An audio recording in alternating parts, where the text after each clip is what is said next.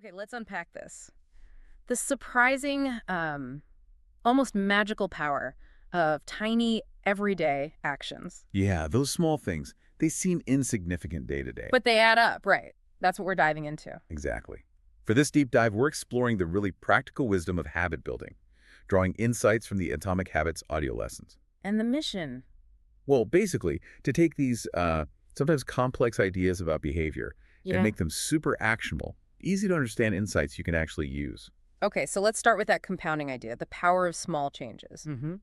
We often think we need these, huge transformations, but the source says it's more about these tiny decisions, repeated, like improving just 1% every day. Right. And that 1% feels like nothing in the moment. It's almost invisible. But how does that shift things over time? It's like compounding interest, but for yourself.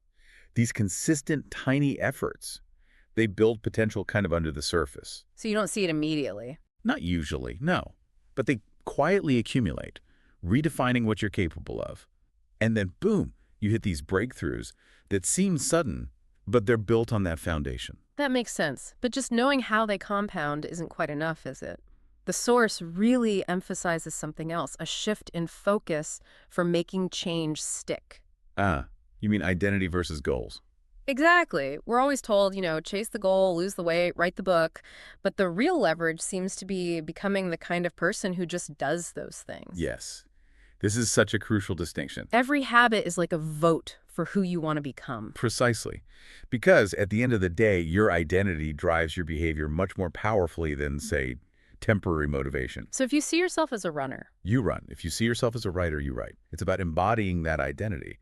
The actions then flow more naturally from who you believe you are. okay, so if identity is the driver, how do we actually engineer these habits? The source lays out a framework, right? The 4 laws. Yeah, a really practical toolkit.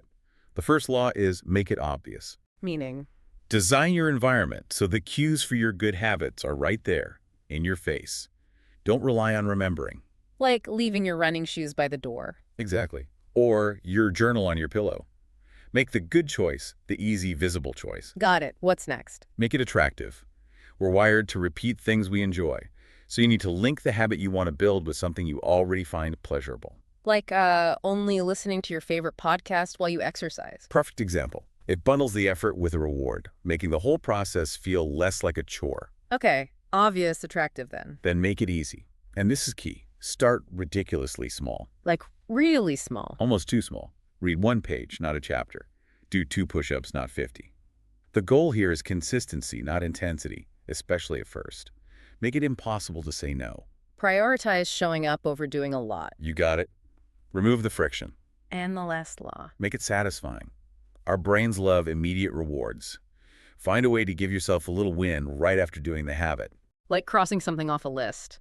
Or using a habit tracker. Exactly. That visual progress, that little dopamine hit, it tells your brain, hey, that felt good, let's do it again.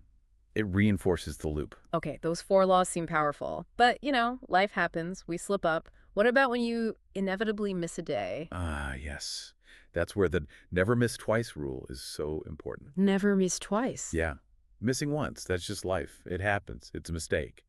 But missing twice, that's the beginning of a new unwanted habit. So the focus isn't perfection, it's recovery. Exactly. Bounce back fast. Get back on track with the next opportunity.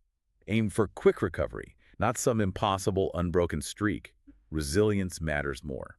So wrapping this up, the core message seems to be, it's not about willpower or huge leaps. No, not really. It's about these small, consistent actions smartly designed into your life. And driven by who you want to be, not just what you want to achieve. Right. And it's not just set it and forget it either. It's about constantly checking in, reflecting, adjusting. Are these habits really aligning with the person I aspire to be? So the final thought for everyone listening might be, How can you use these ideas not just for specific goals, but to fundamentally become that person you aspire to be? recognizing that growth isn't a destination, it's an ongoing process of adapting and becoming.